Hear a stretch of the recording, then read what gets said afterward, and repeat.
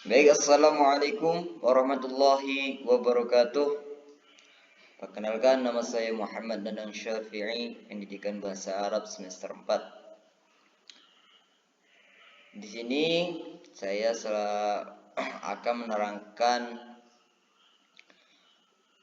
materi tentang kurikulum dan pembelajaran serta peran guru dalam kurikulum. Nah, sebelum kita lanjut kepada materi kita, mari kita berdoa terlebih dahulu menurut keyakinan dan kepercayaan masing-masing. Doa mulai.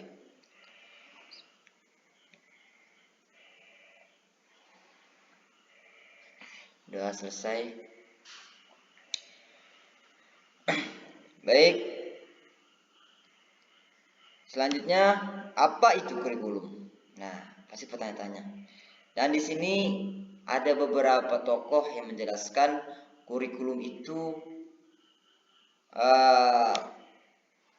itu terbatas pada pengetahuan-pengetahuan yang dikemukakan oleh guru atau instansi pendidikan.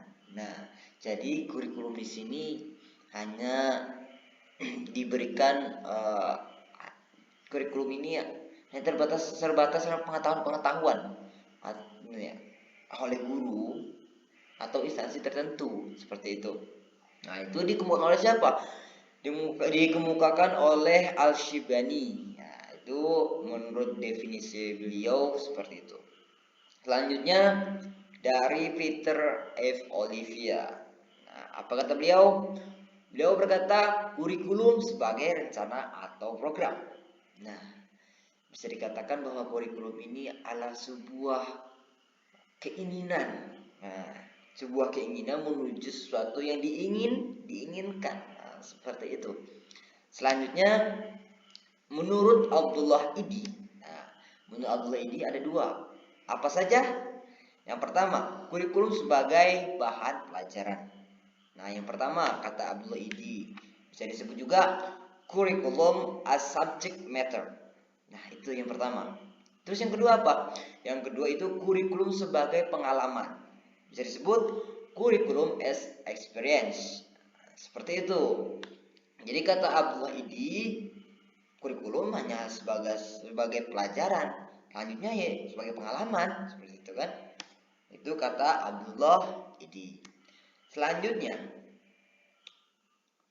apa sih kurikulum dan pengajaran? Nah, di sini akan saya jelaskan satu persatu melalui bagian sebagian ini. Ya, di sini yang pertama model dualistik atau bisa disebut dengan the dualistic model. Ada apa saja? Ya, ada kurikulum, terus ada pembelajaran. Nah, ini model yang pertama. Yang kedua, itu ada model berkaitan. Nah, biasa disebut dengan the interlocking model. Selanjutnya, ya seperti itu. Gambarannya yaitu mereka berkaitan, jadi tidak bisa dipisahkan. Nah, itu. Selanjutnya ada yang namanya dengan model konsentris. Nah, biasanya bisa disebut juga dengan the contrastic model. Apa itu? Kurikulum, pembelajaran, dan pembelajaran kurikulum. Yang terakhir nih. Oke, apa itu model siklus? Nah, bisa disebut dengan the cyclical model. Seperti apa? Nah, seperti itu dia. Oke, selanjutnya kita bahas satu persatu. Yang pertama, model dualistis atau bisa disebut dengan the dualistic model. Pada model ini kurikulum dan pembelajarannya terpisah. Nah, keduanya tidak bertemu, membuat kurikulum mengabaikan para pengajar, demikian juga para pengajar mengabaikan program kurikulum. Nah, jadi pengajar ini bisa dikatakan dia acuh kepada kurikulum. Supaya apa? Supaya proses pembelajarannya mungkin berubah tanpa saling mempengaruhi satu sama lain secara signifikan. Nah, seperti itu. Bisa dikatakan seperti itu. Karena apa? Karena ketika kita melakukan pembelajaran, kita tanpa menggunakan kurikulum.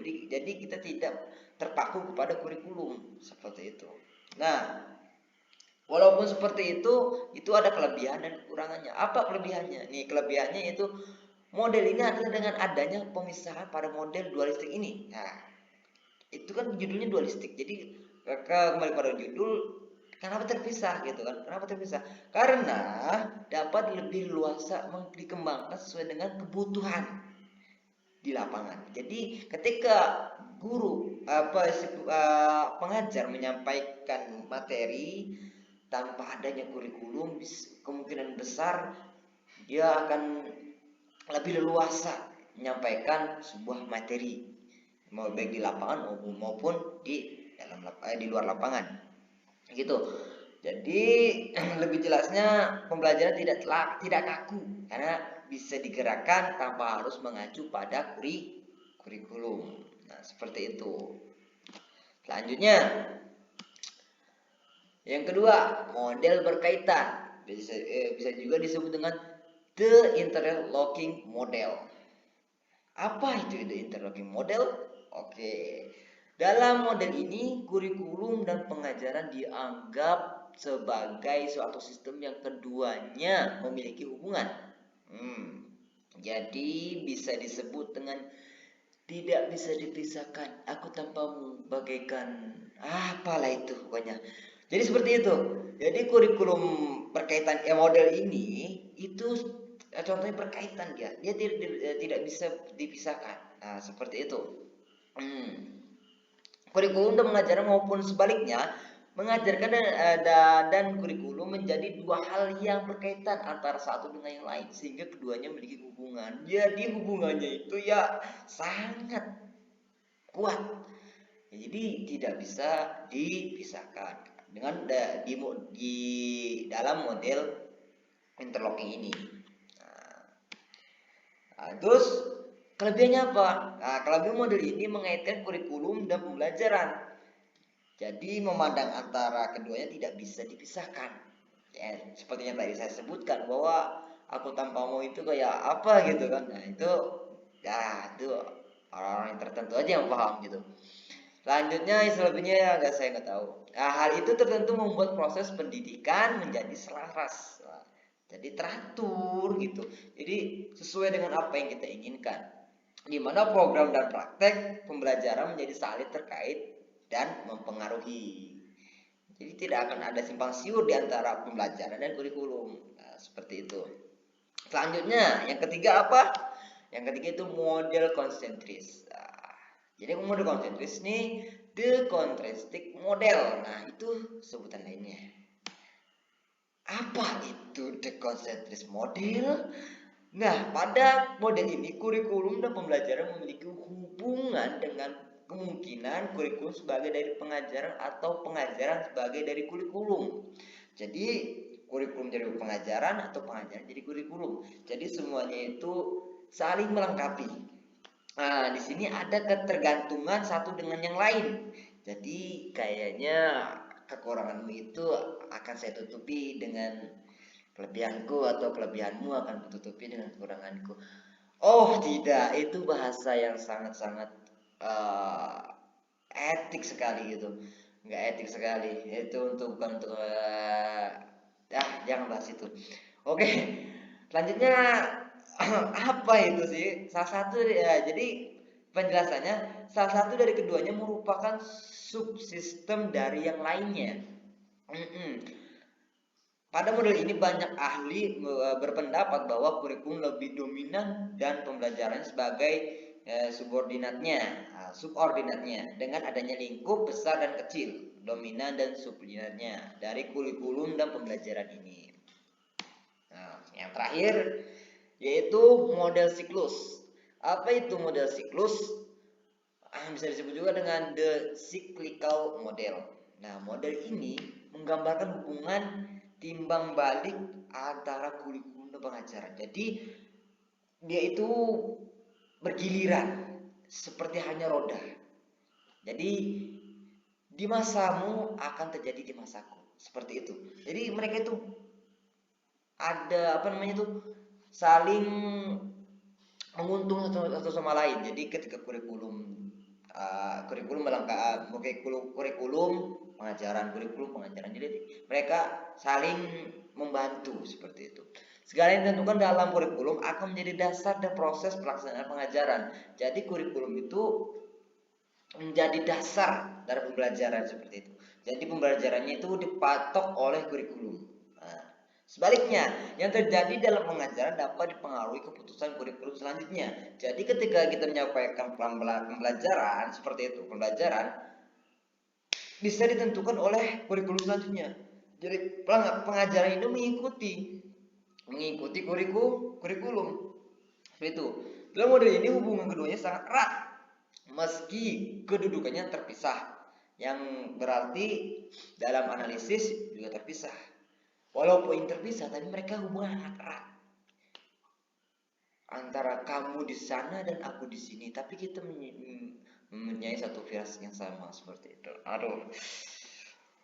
Seperti itu. Jadi emang kurikulum model siklus ini mereka sangat erat, walaupun tidak saling berkaitan, tapi saling membutuhkan, seperti itu. Mungkin hanya itu dari saya.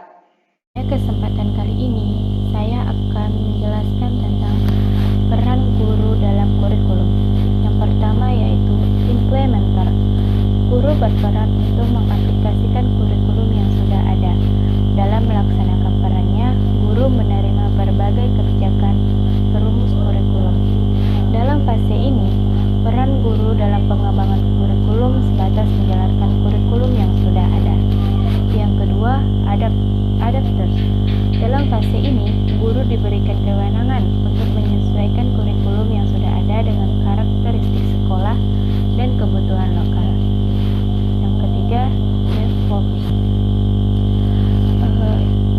Guru memiliki kewenangan dalam mendesain sebuah kurikulum, bukan saja menentukan tujuan dan isi pelajaran yang akan disampaikan, tetapi juga dapat menentukan strategi apa saja yang harus dikembangkan peserta, bagaimana mengukur keberhasilan. Yang keempat, penelitian kurikulum. Peran ini dilaksanakan sebagai bagian dari tugas profesional guru yang memiliki tanggung jawab dalam meningkatkan kinerjanya sebagai guru. Yang kelima, guru sebagai pendidik profesional. Guru yang profesional harus memiliki kompetensi di antaranya. Yang pertama, kompetensi pedagogik, yaitu kemampuan mengelola pembelajaran peserta didik yang meliputi pemahaman peserta didik, pengembangan potensi yang dimiliki peserta didik, perencanaan, pelaksanaan pembelajaran, serta pengevaluasian hasil belajar. Yang kedua, kompetensi kepribadian, yaitu kemampuan personal yang mencerminkan kepribadian yang bermental sehat dan stabil, dewasa, arif, berwibawa, kreatif, sopan santun, disiplin, jujur, rapi, serta memiliki uswatun hasanah. Yang ketiga, kompetensi profesional, yaitu kemampuan penguasaan materi pembelajaran secara mendalam dan memiliki berbagai keahlian di bidang pendidikan yang meliputi penguasaan materi, memahami kurikulum dan perkembangannya, pengelolaan kelas, penggunaan strategi, media, dan sumber belajar, memiliki wawasan tentang inovasi pendidikan, memberi bantuan dan bimbingan peserta didik. Dan yang keempat yaitu kompetensi sosial, yaitu kemampuan guru untuk berkomunikasi dan berinteraksi